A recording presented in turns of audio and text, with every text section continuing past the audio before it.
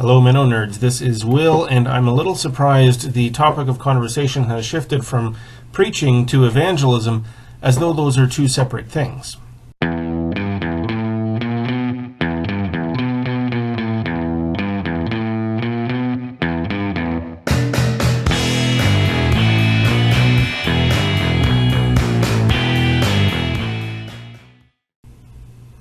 My last video was me talking about how I'm scared of preaching, scared of failing to meet the spiritual needs of my congregation with my sermon.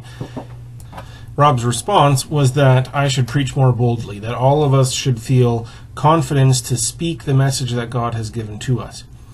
Now, I should clarify, I didn't mean that I worried that I would fail to cater to the commercial instincts of my congregation, or that I'm afraid of offending and then getting fired by my congregation.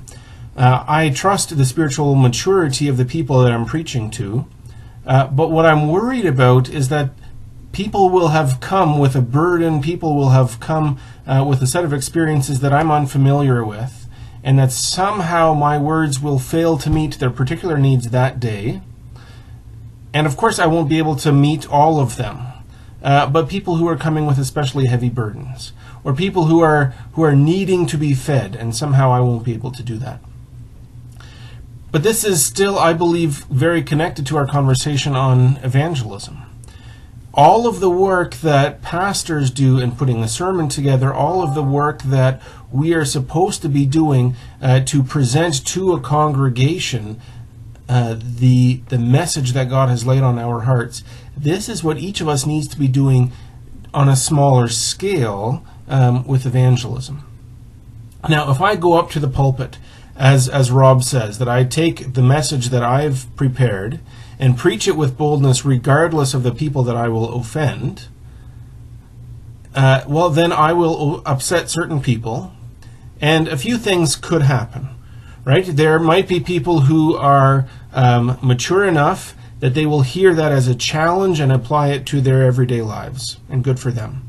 There will be people who know that that's sort of my job as a pastor, and they'll let it go in one ear and out the other.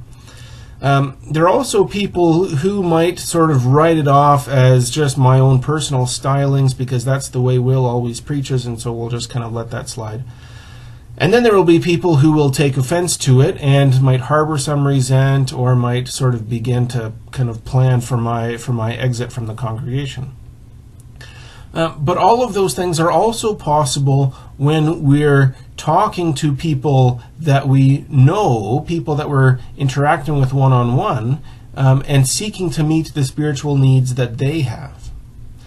And so when all of a sudden, when it's one-on-one, we don't have the luxury of assuming that some people are going to be offended for their own benefit. Right? We have to know, we have to have gotten to know what their response might very well be. And the way that we have gotten to know that is the same way that we've gotten to know what their needs are to begin with.